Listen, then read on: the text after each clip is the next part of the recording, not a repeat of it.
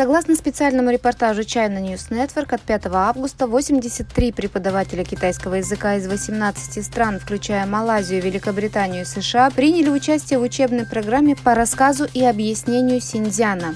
Синьцзянский педагогический университет выступил организатором программы подготовки учителей. В отчете говорится следующее. Этот курс подготовки учителей китайского языка за рубежом продлится 2 недели и будет включать в себя профессиональные лекции и соответствующие курсы, а также обучение на свежем воздухе.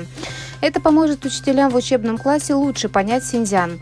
Эксперты считают, что китайское правительство занимается различными видами деятельности, чтобы отрицать геноцид и преступления против человечности, совершенные против этнических групп тюркского происхождения, в частности, уйгуров и казахов Восточного Туркестана. Предполагается, что курсы подготовки преподавателей китайского языка за рубежом будут выполнять функцию китайской пропаганды, направленной на отрицание геноцида.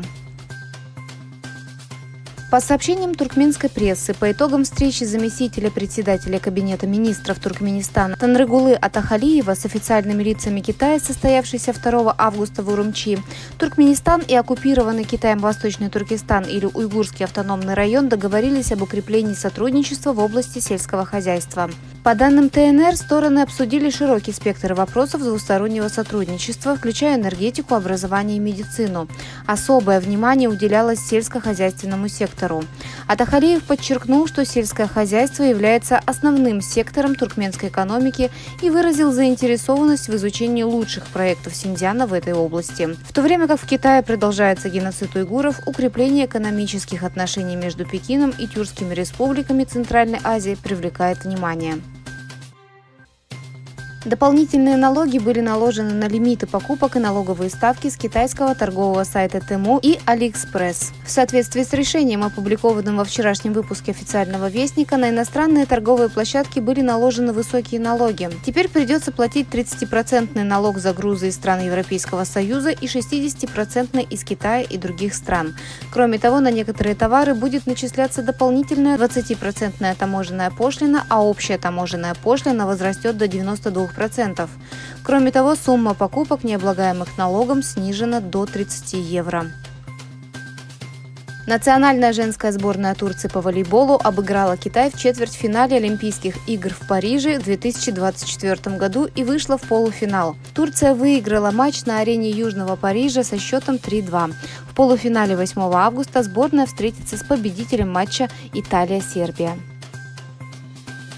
Австралия предупредила своих граждан в Англии, чтобы они были очень осторожны и держались подальше от мест, где проходят протесты в связи с насильственными действиями ультраправых групп, которые начались на прошлой неделе в Великобритании и распространились по всей стране.